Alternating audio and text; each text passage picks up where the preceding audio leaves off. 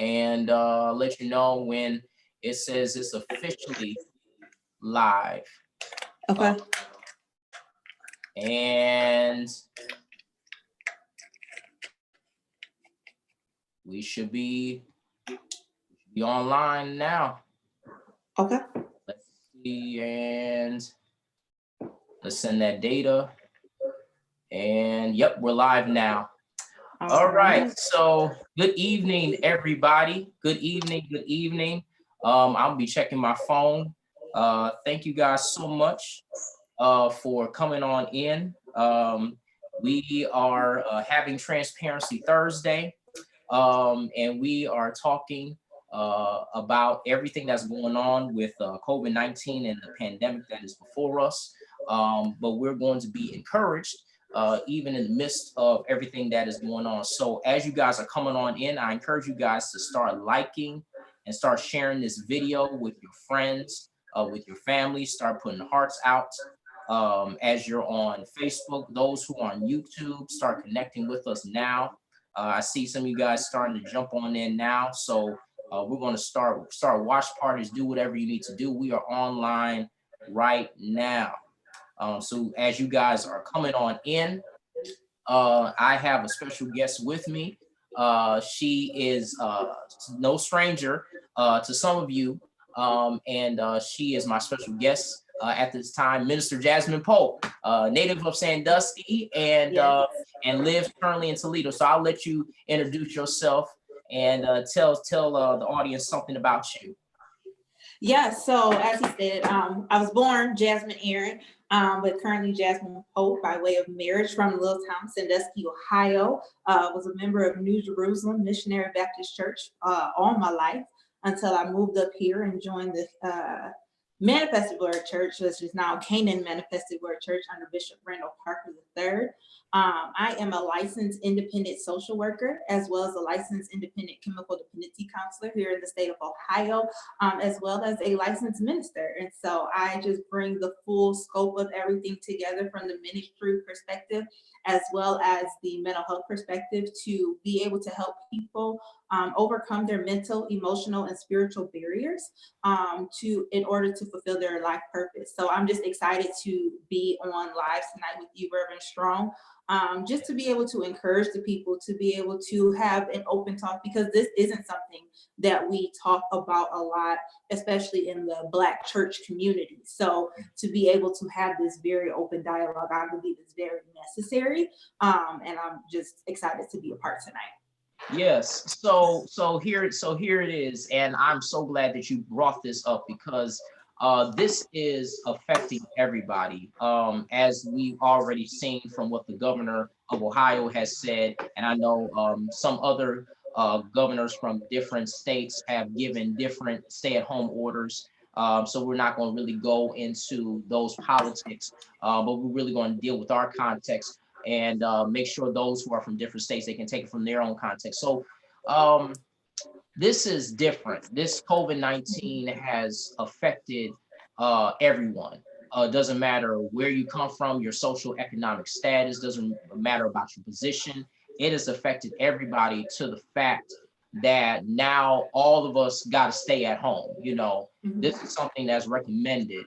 And for some people, like myself, like we just shared before we went online, that look, I'm enjoying this. I'm gonna lie, I ain't gonna lie to you. I'm loving being at home. Look, I told you, look, I cut my own hair. Look, I made sure I line myself up as much as possible. But for somebody else that is at home and they're dealing with some stuff, can you really go into detail about some people that may be struggling with the fact is that they may be at home for a good while? You know, could you talk about that? Yeah, so, you know, life keeps us busy. And I think I talked about this on a couple of lives that I've done this week. You know, life keeps us busy. So normally we get up, we get on our phones, we go about our day, we're working, we're involved in our communities, we're going to church, we're doing all these different things. And now life has caused us to really kind of slow down and be at just a standstill. And so we are really left with our thoughts. We're left to ourselves and to really confront some of the things that we have buried, that we have hidden, that we have not addressed. And for some people, that can be very overwhelming when you are alone, you're to yourself. The thoughts may not come during the day when everything is bright and sunshine and life is good. They come in the middle of the night when it's just you and it's dark and you feel alone and you're emotional. So it just brings us to a place where we are just really trying to figure out how to deal with these thoughts, right? Because a lot of us, when we look back, and I talk about this all the time, when we look back, especially in the Black church community, we're told, we can't talk about this stuff. You don't talk about your feelings. You don't talk about if you dealt with trauma, if you were abused. You sweep it under the rug. You just kind of keep it where it is and you move on with your life. You can't do that in this time, right? Because you're not moving.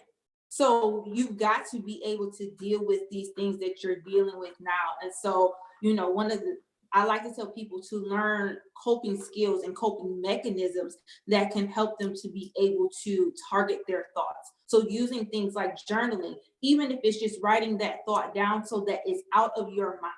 So it's not continuing to cycle and you're not just ruminating on that negative thought. At least get it out so it's not staying there. And then you can go back and be able to kind of write about it. What was going on at your mind at the time that you were thinking about it? How did that impact you? That event impact your life?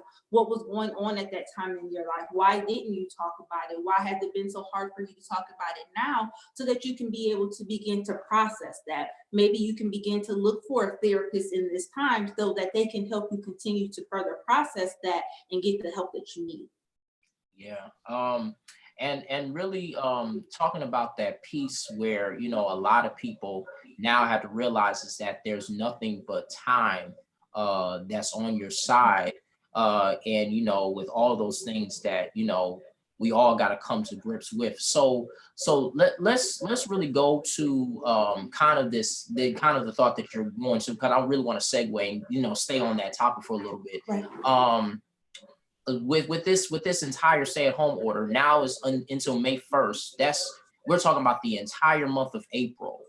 And when we talk about that entire month of April, a lot of people are like, okay, like, but what about my job? Some people are unemployed, and some people have tried to file for unemployment and they're not able to really get anywhere because everything is such at a standstill, and not being able to put food on the table or not being able to pay their bills. Let's I really want to delve into that. What are those kind of things that you're talking about journaling? What are some other ways, or what other skills, or what can people do, to really not think about that? Because again, like you said, when you're alone in your thoughts, it's it's pandemonium. Right. So use those thoughts, use your skills that you have already to be productive in this time. We all have natural gifts and talents that we can use to be able to be productive in this time. Now, not telling everybody to go out here and try to be in their kitchen and selling dinners because you got health requirements and stuff. And, the government is really knocking down on stuff like that. But you got a story. Everybody's got a story. This could be the time where you're writing that blog, where you're writing a book, where you're, doing, whether it's poetry, you're putting that thing together. There's so many free sites that people can use to be able to develop those things where, people talk about, well, it costs a lot of money. No, some things do, but if you don't have it, use your resources, right? Building those other skills and things that you have so that when you come out of this, you can be prepared to make some of that money back. I can't say that you're going to make millions of dollars coming out of this, but there are so many different things. So a lot of us, we have clothes and shoes and purses that we aren't even using that are sitting up in the closet. Why keep that stuff? If it's not a necessity right now, sell it. You might not get the full value of what it was once worth, but use that to be able to take care of your family. You know what I mean? Consolidate with some things that you have. Use the resources. A lot of times people don't look into, there's credit card protection, mortgage protection, different things of that nature that you may have built into those things that you have to be able to use so that you have a little bit of wiggle room so that you're not stressing about those finances, so that when you come out of this, now you're prepared to be able to tackle those things head on. Yeah, yeah, and that is so true. So, like I said, I want to be a shameless plug. So, what I want to be doing is, as you continue to keep on talking, because this is some good information. I'm going to plug in your own business. So again, you, as you said, you own your own business, Blessings in Disguise, and tell me a little bit more about Blessings. So I'm going to plug that in to the comments as people are watching. So tell me more about what you do and kind of the services that you offer. And this could help somebody that's watching right now that may be dealing with this stuff. Right. So I like to generally tell people about the story behind Blessings in Disguise, because I think that can really help people, especially as like we're talking about, we're sitting at home and we're trying to figure, a lot of people talk about, I don't know what my purpose is. I don't know what God created me for. I'm sitting here with all of this time and I don't know how to use it. Blessings in Disguise was really birthed out of a place where I didn't know what God had really created me for.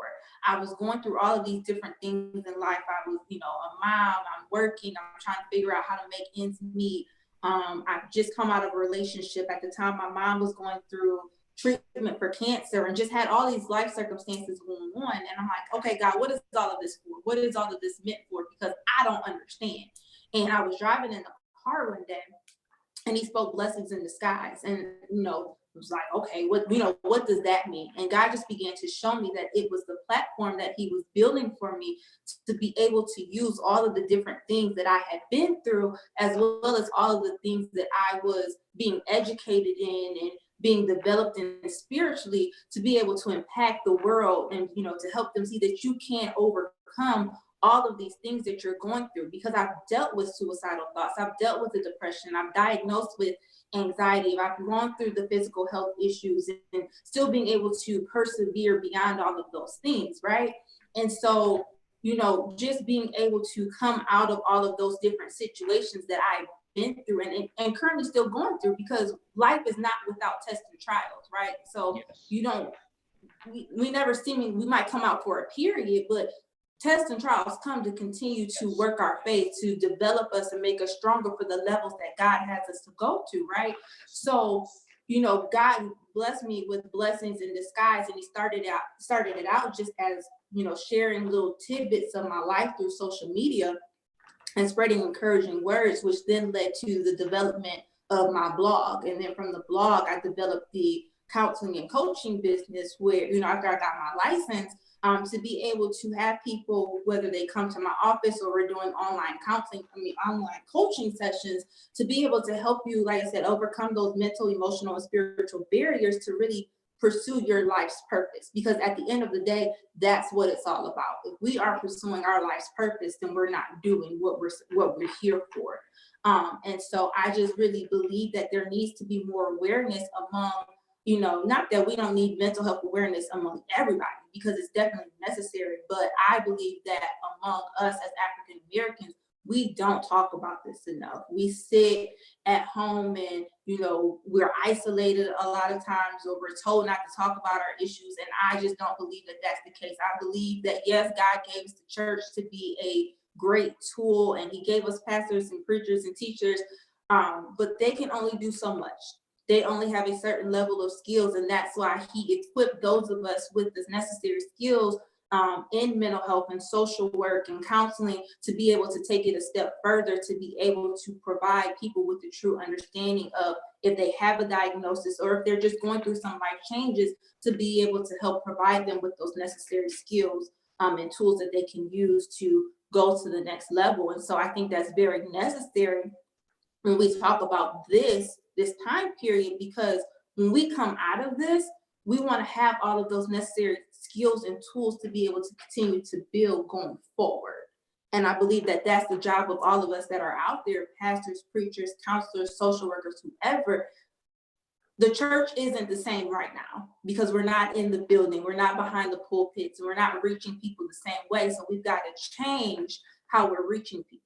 And so I believe that God, allowed me to have this way to be able to reach people outside of the church, to say, hey, you can still get the help that you need, even with a spiritual aspect to it. So that's, the whole encompassing thing of blessings in disguise, and really where I see it now and continue to see it going is just really, like I said, being outside of the church, but really bringing the mental health and the ministry together. So let me just ask this. Look, I'm so glad that you put the church in this, because I've been really doing a really self-reflectory type of perspective of what I'm doing as a pastor in my context to really bring this conversation to the pew. Why do you think that most churches don't feel the need to really talk about mental health? What it seems like, what's the elephant in the room, if you can really segue that? So when you look at the history of the church, a lot of times we've over spiritualized it. Everything has been a demon, or it's been a spirit that you just pray it away. You come to the altar and you tarry for a while, and it's just supposed to automatically go away, right?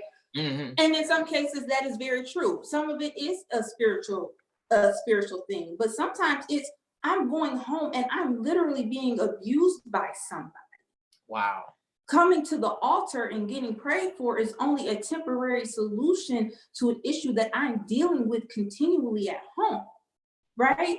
But then we have the aspect of, well, what goes on in this house stays in this house. So you can't always, we haven't always had the opportunity to be open and honest about what's been going on to us. You couldn't talk about what uncle or dad or mom was doing to you. So you have that aspect of it. Then there's always been a stigma about mental health in the Black community. When you look back at the history of how African Americans have been treated within the medical field, when you go back to the Tuskegee syphilis experiment and how we were done wrong there, and how we're culturally misunderstood and misdiagnosed, there's just that mistrust of the various systems that are in place. And so it's led to the church just not having this availability and understanding of how to really target that, right? Because we don't know how to really deal with it from the spiritual aspect, but then we don't always have the necessary education and tools to be able to take it a step further. So then we just leave it unaddressed. And I believe that this is the time where God is really saying that we can no longer do that he's putting people strategically in the church, even if it's not directly in your church, but in the body of Christ, that are trained and knowledgeable and skilled to be able to help you, whether it is you as the pastor or as a lay person, to be able to get the help that you need. I don't believe he created us for this position, for this calling to just be outside of the church. We need to be inside of it and very active in what we're doing. Yes, and wow, you just took a mouthful off of that, and I mean that's powerful in itself.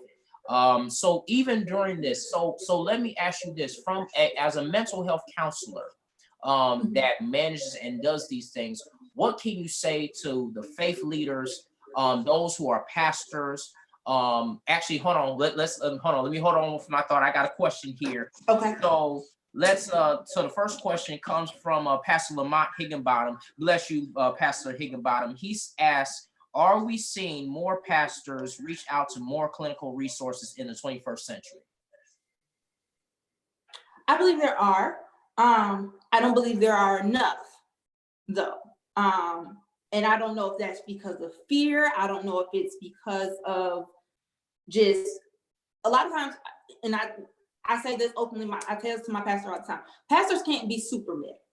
You Amen. weren't created for that. You weren't created to be Superman or Superwoman. And I think sometimes pastors try to take on everything to feel like they've been the ones to handle it, but he didn't create you to handle everything. He gave you your portion of things to handle, and then he created other people to do what they're supposed to do. And so sometimes it's okay to be able to give that referral to someone who has the necessary training to be able to help someone. So I think there's more awareness of it. I think there are people who are doing, the necessary reaching out and the connecting, but I think there is absolutely more that can be done beyond just a behind the doors referral. Bring us in. Let us talk to your ministry about what mental health is, what different diagnoses are, how we can bridge the gap between the two.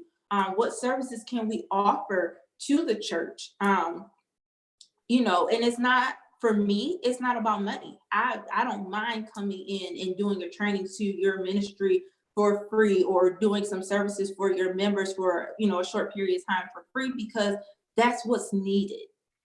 Everybody's out here looking for $1, but I believe God will bless us, those of us who just do it from the kindness of our hearts because of what we're doing. So Yes. I just hope that more people will reach out and begin to do those things. Yes, and so and so as there can just letting you know now, if you have any questions, please comment them. We are on both Facebook and on YouTube, so continue to share this. Hopefully you're enjoying yourselves with Minister Pope, and she's given us such great wisdom. So if you have a question and you want it to be answered, please be sure to comment it below on Facebook or on YouTube so that I can take that question and ask it to Minister Pope. So as we're continuing to have this conversation, we talked about, you said about journaling, you said reaching out to resources. So what is another, let's talk about like kind of the ways of self-care, because we hear a lot about self-care. I think we talk about self-care more on Facebook than we actually practice self-care.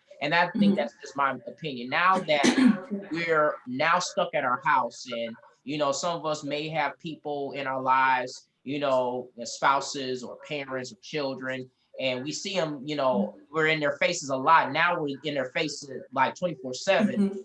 And that may be like, okay, I love you, but I need my space. Or there may be, like you said, unresolved conflict, something that's happened in the house, and now we're faced with that, and that can be a trigger. So what is a way of self-care, or how can that be in a way, dealt with or confronted, like in this season that, we're all quarantined, we're at home, and now we got to face those things that we failed to confront. So if you can, along. So, before, when people were posting about self-care all the time, it was, I'm going shopping, I'm going on this trip, I'm going on a getaway, I'm going to the spa, going to get my hair done, my nails done, haircut, whatever, right? But in this time, those luxuries and things have really been stripped away from us because those services have been cut off at this time. So we don't really have those things as a part of self-care. But self-care, when we look at it, is not necessarily even just about those external type of things, but really taking care of you, taking care of not only your spiritual house, but even your physical house, cleaning your house. A lot of people don't realize that the environment that you create around you can cause some of the mental health issues. So I think I was, talked about it before. I'm diagnosed with anxiety, right? One of my triggers, one of the things that increases my anxiety is having a dirty house, a dirty room. Not, because I work so much, sometimes things get a little out of hand. I'll admit that, right? I know when it's getting too bad, when I see all the clutter and how that impacts me. So self-care in this season has been going room by room, cleaning up, getting rid of the things that I don't need in my home right now. Papers that are just sitting there. That's letting go. A lot of times we're holding on to things mentally with an object. Wow. A letter that you've held on from your ex from 20 years ago. Let it go. That's self-care. That's healing. You're able to say, I can let this go and I can move on. Right? So, little things like that, doing household projects. No, you may not be able to go to the gym, but going for a walk, getting out. Sunshine helps with depression. It's a beautiful day outside today. Just go outside. Even if you can't walk, sit outside. Get some fresh air. How often do we do that? You know what I mean? Even on a normal day when we're busy and we're working and we're going, we don't just take those moments to appreciate the sunlight and the air that God has given us. Take those moments. Reading, increasing your knowledge, or just doing something for leisure. Those are all things of self-care. If you haven't taken a bath, just sitting down taking the bath. Oh, Lord. Grandma said, get the white towel and make sure you're clean, right? Take a moment and do that. A lot of times we just take showers because it's quick and it's convenient. But take a moment and just rest. Light your candles. Meditate. And it's not, deep and going into the chakras and all of that type of stuff that people think it is. just sitting, deep breathing, in through your nose, out through your mouth, as long as you need to. Those are simple self-care things that you can do while you're in quarantine right now. That's really good. This is all, look, this is some deep material, and I am just so appreciative. Listen, I'm taking mental notes as you're talking. Let's continue. Let's stay here, because I really like where we're going with this conversation. So I look at, so I can say that I know in this season as well, when we talk about all that self-care thing, where people who face anxiety, like you said, that there's certain triggers that can trigger anxiety. Mhm. Um, what happens? So how can we as Christians, or let's say, let's talk about from a pastoral perspective. So I'm talking from a pastoral perspective, from a mental health counselor perspective. When we have members that we may face with this reality because of their quarantine. So what can we say on top of what you're saying on a spiritual side? What can a spiritual side, what can we say? Because I know the Mhm. preacher you wants to say something spiritual. So what's the spiritual side that we can really, delve into to really encourage these people even throughout this time? Right. So when we talk about anxiety, anxiety is caused by irrational worry, fear, right? So we talked about earlier how a lot of people are worried and fearful about what's going to happen because you don't know where the money is coming from. You don't know how your bills are going to get paid, or, am I going to get sick because I went outside today and COVID is in the air, right? We just don't know. But the Bible says, do not be anxious for anything, Mm, right? So if I know that I'm not supposed to be anxious about anything. Okay, let me bring it back. What can I handle today? Today is the day that I have. So that's what I need to be focused on. I can't worry about tomorrow, and I can't change yesterday. Bring it to today. And then make today in small chunks. A lot of times we are trying to accomplish so many things that are this big. When we break them down into small tasks, they're more manageable. mm. And then be flexible. If I don't get something done today, if it's not all worked out today, I give it to God. I try again tomorrow. And I leave it there for tomorrow. Woo, that's good. Look, I don't got nothing to say. Listen, that's good. That's good. That's good. And a lot of people they don't realize that because they trying to attack everything all in one day. And Mhm. on top of that, with everything that's going on, they think that, like you said, they think they're Superman, Superwoman, and as a result, they burn themselves out. So what happens? And so let me ask you this. So what happens, let's say, because I know we're both professionals, and sometimes we can go over and beyond because that's what type of people we are based on the work that we do. Mhm. So what happens if we're in a situation where, due to this can be stressful to the point where it can cause us to burn out. So for one, what can we do like you said, to avoid burnout on our side? But then what happens if we do burn out? Let's say, Mhm. we don't take that scripture into perspective and we try to do everything and boom, we start going down, start burning out. So what can we do to really, help, figure it out once, if that happens, if we burn out? Right. So one of my favorite scriptures in the Bible, one of my favorite stories is in First Kings 17:18. Elijah, he's done his assignment, called down the fire, he's done what God has called him to do. And then Jezebel comes and she's like, I'm gonna kill you, right? So now he's fearful for his life because he's done the assignment. So a lot of us have been in that, doing what we're supposed to be doing, and then we found ourselves in this place where it's like, oh my God, I'm stressed, I'm tired, I'm whatever. And that's where he found himself. He was tired of going, he's working for God, he's found himself in this situation, and he runs, and he's been running and running. He found himself, he was burnt out, he was Mm, tired, right? That's where he had to find himself, in the place of forced self-care. So one, he had to get rest, allowing your body to get rest. We are in a season of where everybody, you only live once, like, you know, I grind till I die and da da da. No, you have to take care of your body. You have to get sleep. You have to, you know, get that re-energized back to your body. You have to eat properly. Wow. Yeah. You have to fuel your body in the proper way. You can't just be running off of the Snickers all day and think that you're going to be able to sustain. Yeah, that's good. So he had to do that. He had to eat properly. Then he had to get right in the back. He had to get in position to be able to hear God clearly. So many people are looking for signs and so many things. Remember, the wind and the fire, all that went by, but then it was God's still small voice that came and spoke to him and then gave him what he needed for the next part of his assignment, who he needed to be connected to, who he didn't need to be connected to so he could move forward, right? So that's what we have to do. And this time, it's time for us to be strategic so that we know who we're supposed to be connected to, what we're supposed to be doing, so that we don't end ourselves back up in this position again.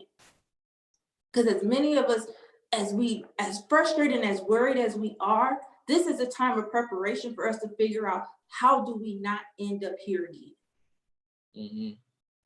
How do I not end up in this place where I'm not worried about finances? How do I not end up here where, you know, I'm grateful for the break, but I'm kind of not, because I need to get back to doing normal life?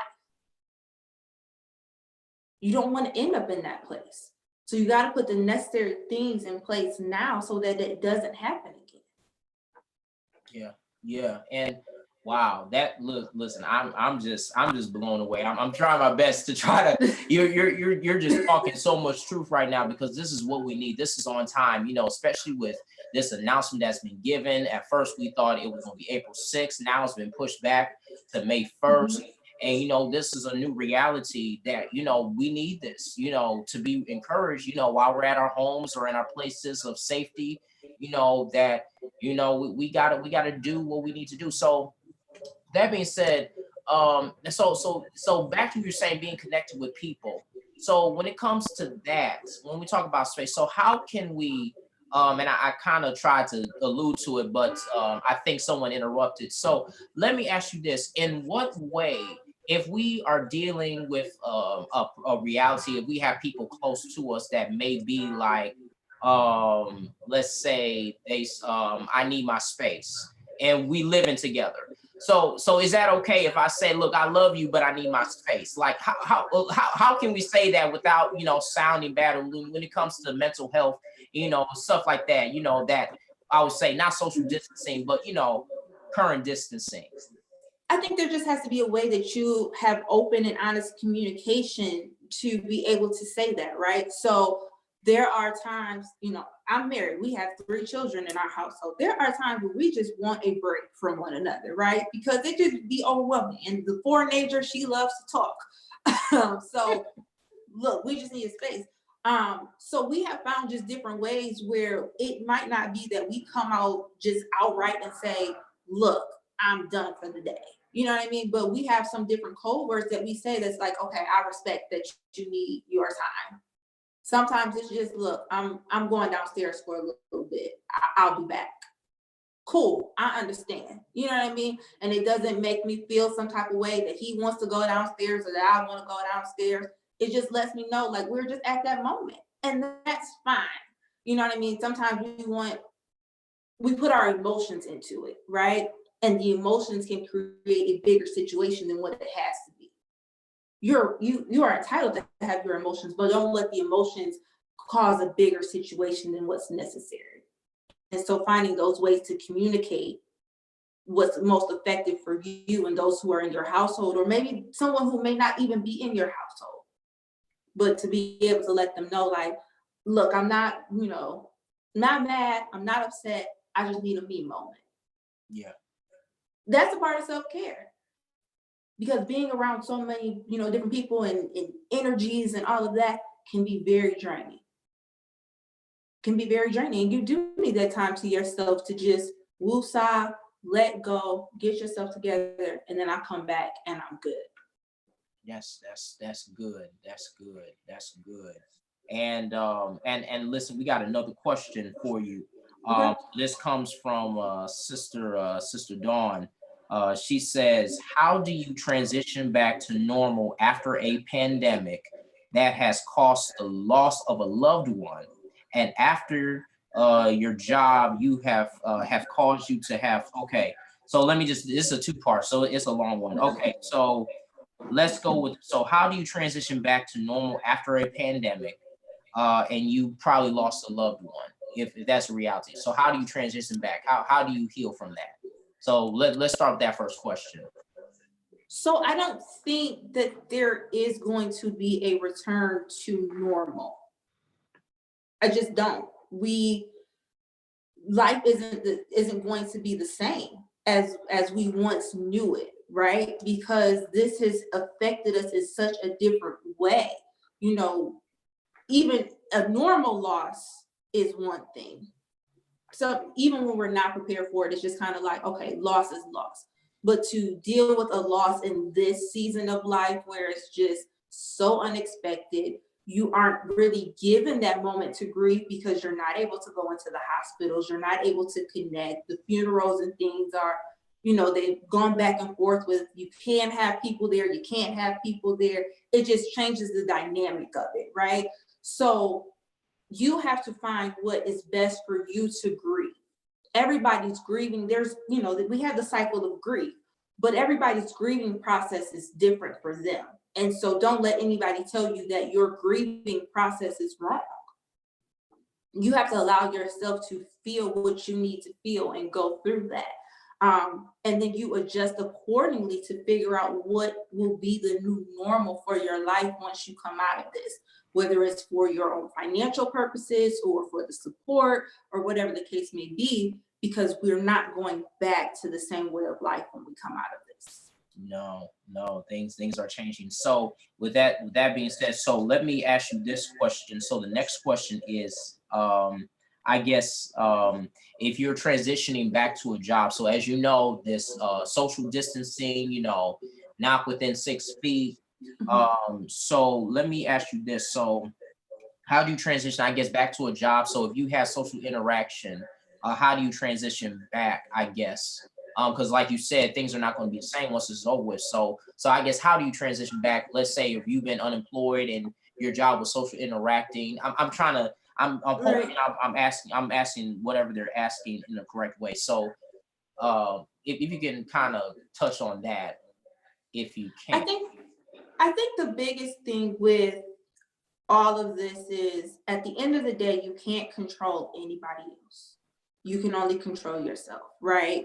And so you have to take the necessary precautions for you to keep yourself healthy, safe, and sane, while also working within the parameters of whatever your job may be, right? Because at some point we will have to go back to a place where we are close to people and interacting with less than 6 feet and all of those different things. So, the things that we're putting back into place that should have been normal, the washing of the hands, hand sanitizer, keeping yourself clean, all of those different things, I think need to just continue to be reinforced, that people don't go back to the lackadaisical living, because we need to keep these necessary precautions in place to keep things like this from happening again in the future. Yes.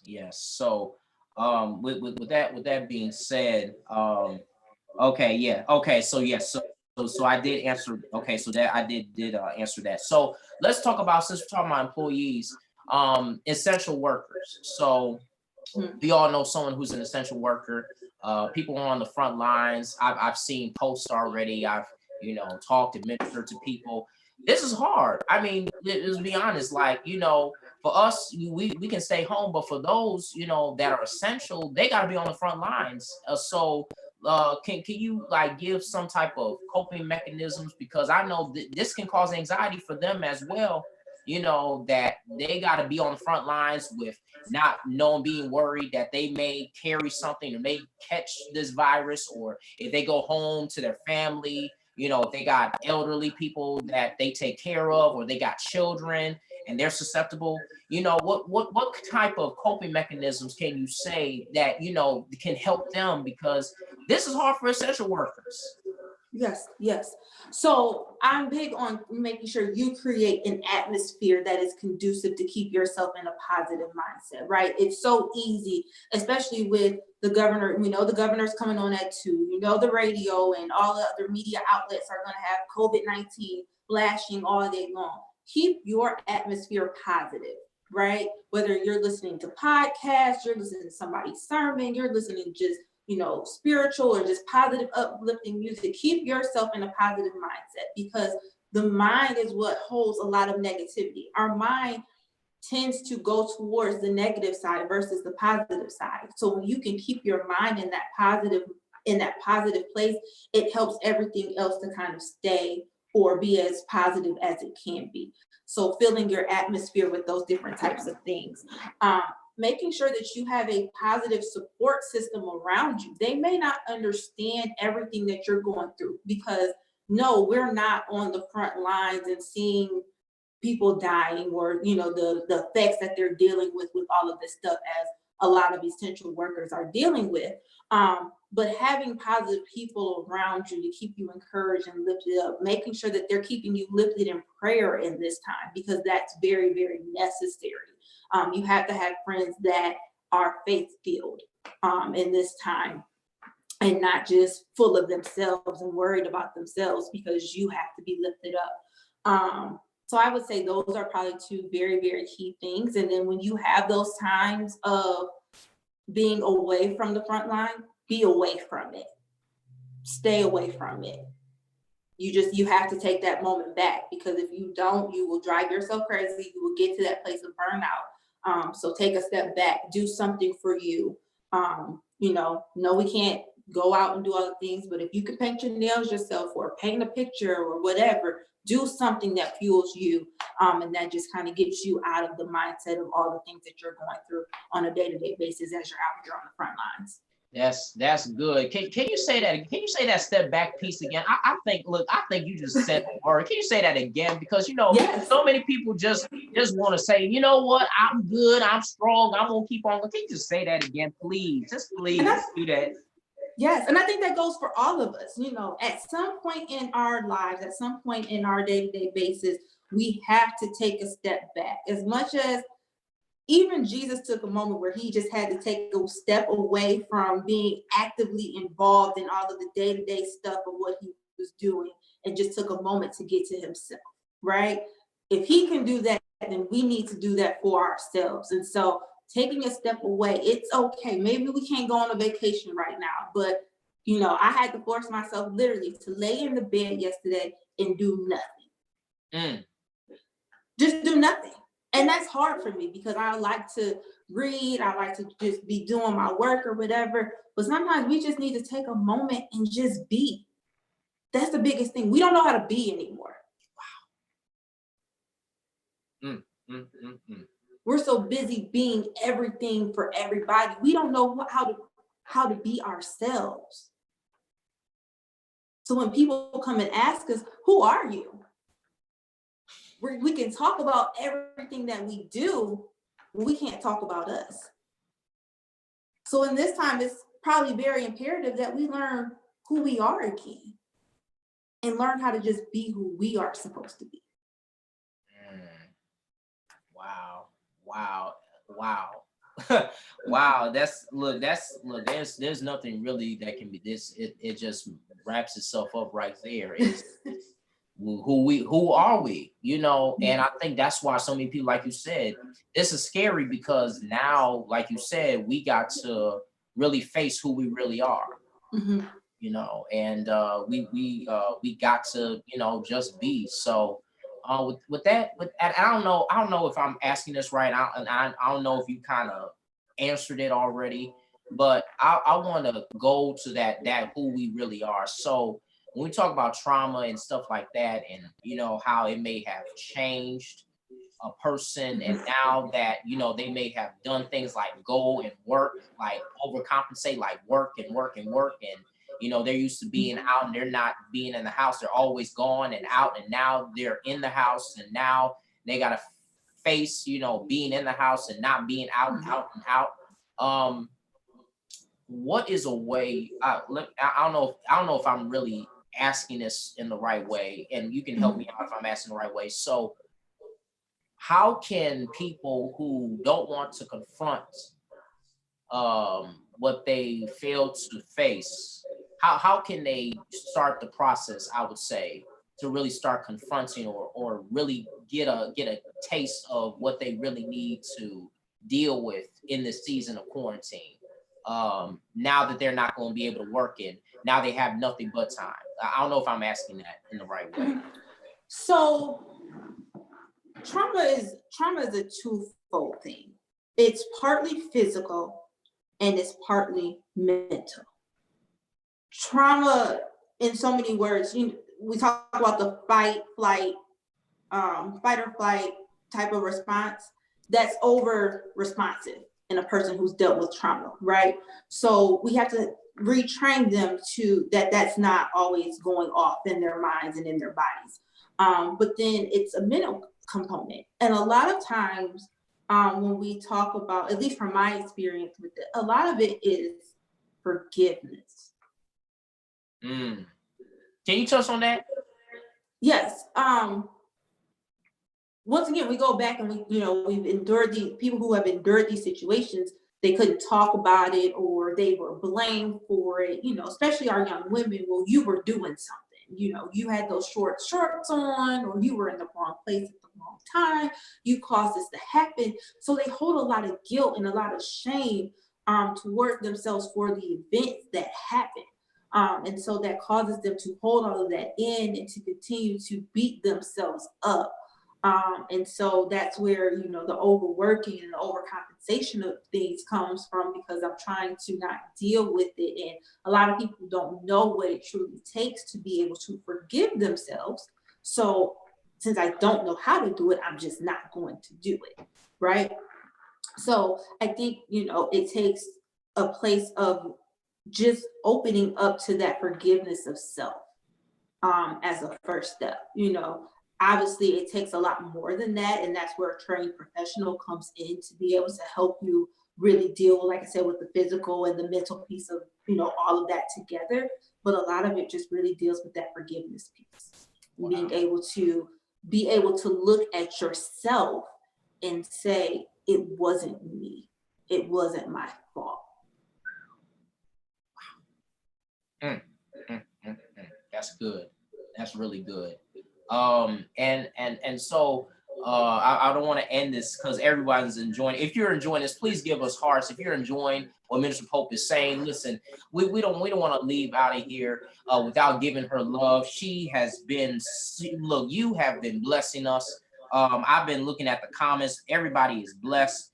And then look, people are tagging people in it. So listen, continue to give us hearts. Let her know that she's been doing a great and wonderful job. Now, listen, if you can, but come on, I couldn't find it. I was trying to try to hashtag whatever, trying to do it. So I guess I'm gonna have to tag it after everything's said and done. Could you plug in your information? Because, I just truly believe that this may bless somebody to really, start, making those adjustments to really, seek out help, seek out therapy. And talk about that, and then plug in your information so that they have somebody that they can talk to and the resources available.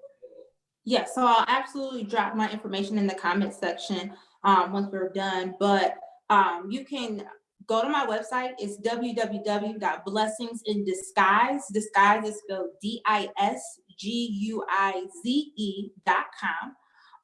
That holds just pretty much anything that you would want to find out about myself, about the business. I had to postpone my conference just due to all of this, but that will be coming up once we can get that rescheduled. I'm on Facebook, Jasmine Pope, as well as my business page, Blessings in Disguise. You can also find me on Twitter at j.lynn.a. So I'm pretty much all across the board. My number is 419-239-4079. So if you have any questions, feel free to text me. If you go on the website, you can sign up on there to receive my emails. I'm just here to help people. That's my life's purpose. Helping you help yourself to get to where you need to be in your life. You know what I mean? That's just what it's all about. So anybody needs anything, feel free to reach out to me. Yes, and I'm like, yeah, so plug in that. I'm gonna plug in the information for you. I hope you guys were listening. Hopefully y'all wrote this down. Hopefully y'all been writing. Look, I've been taking mental notes. I've been, trying to use both phones to try to get all this information and just to really engage with what you're saying. And it's just powerful. What you've been saying, it's been powerful. And I don't know if I just need to say it again, but look, therapy is okay. Therapy is okay. And Minister Pope, just let the people know. Talk to God and your therapist. Tell them they need to go talk to a therapist. It is okay. And I don't know if, look, we've been saying everything. Look, I just love hearing you talk, because you're just saying nothing but just wisdom and gems. Just talk about the benefits, if you can, like in the season of quarantine, what it means to just reach out and talk to a therapist, or what it means just to vent. Like, just share that. So a lot of times people think, if you're going to see a therapist, it means that you're crazy, or that you have, a really serious mental illness or something. And that's not necessarily the case. I have people who have no mental illness. They have no type of diagnosis or anything. They just come because they want to have someone that they can share their thoughts with, someone that's outside of their family that can provide a different perspective, that can help guide them in the right way. Someone who can, that's, a lot of people are looking for Christian counselors in this day and time, you know what I mean, that can provide them support within their belief system. Some of them are not, and that's okay as well. So it doesn't mean that you have a serious issue going on. Sometimes you might, and that's what our job is for, is that we're trained to be able to notice those things. If you are maybe dealing with some depression, anxiety, maybe bipolar disorder or something of that nature, to be able to help you identify what the issue is, to be able to help you get the necessary skills and tools to be able to help you with that. And then, just like I said, once again, provide the listening ear and support that you need outside of those who are around you, because not everyone understands what it is that you're going through. And so this is what we are here to do, to be able to give you another avenue, another resource to be able to have that. I know we talked about this a little bit earlier too. Pastors, it is okay for you to have that as well. I don't think that is talked about enough when it comes to dealing with mental health in the church. I think, in this time, that a lot of pastors are talking about it from the perspective of helping the sheep that they have, but they're not taking it for themselves. And so, I encourage all pastors to have that outside support, to have someone that you can talk to, because you guys are carrying a lot of things that people don't understand, especially in this time of pandemic, having to shift your ministry to different platforms and having to carry the weight of worrying about how your ministry is going to sustain, how your members are going to sustain. I'm sure that is not easy. I'm not in that position, but I can, certainly feel that that's where you guys are at. And so you need someone to be able to talk and share those things with, that's not going to judge you, that's not going to try to tell you how to do it or how to fix it, but just give you that outlet. So, pastors, I hope that you have someone outside of your ministry that is a support to you, to help you maintain your mental health, because we are seeing so many pastors that are committing suicide, have committed suicide. And I think that's just something to be noted, that it's not just your regular average person that's committing suicide. It's those who are leading the flock who have taken those measures. So we want to prevent that as much as possible. So we're here for you. Yes, and thank you so very much. Thank you so very much, Minister Pope. You have blessed me. You blessed me. If you didn't bless nobody else that was watching on either YouTube or Facebook, you definitely blessed me. I'm definitely gonna make sure. Listen, we got to do this again. I mean, we got to do this soon. So look, I'm plugging you in. Look, I'm gonna put your information out here on my Facebook, so that people can get connected, so that they can use you for a resource. Look, so don't be surprised. You get some DMs, you get some emails, be like, all right, Mr. Pope, we need to talk. No, but seriously though, I think we need to do this again. I just really truly believe that this is an awesome opportunity to really take this moment, knowing that for the next month, this is going to be our reality. So I really truly believe that we can do this again. So those who are watching now, if you want us to do this again, if you love Minister Pope and her presentation, give us some hearts, and please comment if you want to see her again, because I think we're going to do this again. I know I'm going to do this again, and I hope you feel the same way. This time we're going to try to do our best to try to fix this little streaming thing so we can stream it on every channel, including your channel, so that people can connect as well. Because I know some people have some problems coming in because of the sound and some pictures. But I ain't gonna be too long. Any final thoughts that you want to kind of share, and before we finish off this broadcast tonight? I think just the biggest thing once again is that it is okay to talk about this type of stuff. I think that's the biggest thing that that is one of the foundations of what I do and why I do it, is that it is okay to have these conversations. It's okay to talk about mental health. It's okay to talk about it from a spiritual aspect, right? And I just think it's necessary for us to continue this, to push it, not in a forceful way, but in a way that just lets people know that we are out here, that we care about the needs of our people, and that we are going to keep doing this. This is not a one-time thing for me. I don't believe it's a one-time thing for you. And that we are really here, that we care about our people, to make sure that you have all of these resources and connections and all of those different things. So please don't hesitate to reach out to me if you need me. I just want to see us all prosper. I just want to see us all be better mentally, spiritually, emotionally, and physically. So, take this time. Don't look at this time of pandemic in a negative way, but flip your mindset and see the positive in it. See how you can grow and develop and strengthen yourself. Because when we come out of this, it's go time. It's go time. We're going to a new level. We're doing new things. And so this is our time to get prepared for that. Yes, I'm ready. Look, I'm ready. I'm ready. I'm ready. I'm ready. Look, I'm gonna be like Bishop. I'm ready. Get ready. I'm ready. I'm ready. I'm ready. So thank you so very much, Minister Pope. You were awesome, timely, and be for sure. Look, after this, I'm gonna message you and let you know we're gonna get another date. Everybody's saying to bring you back again. They loved you. Do it. So we got to do this again. So we're gonna get that flyer out. We're gonna let you know we're gonna do a follow up. Look, as the news continues to turn, and it may get better, it may get worse. We're gonna adjust this, so we're gonna be even more deep than what we are already. Look, I think we just gotten as deep as we can, but look, there's always room to get deeper. So thank you so much, Mr. Pope. You have been a blessing. Be sure to find her page. I'm going to literally tag her page in this, so you can add her as a friend.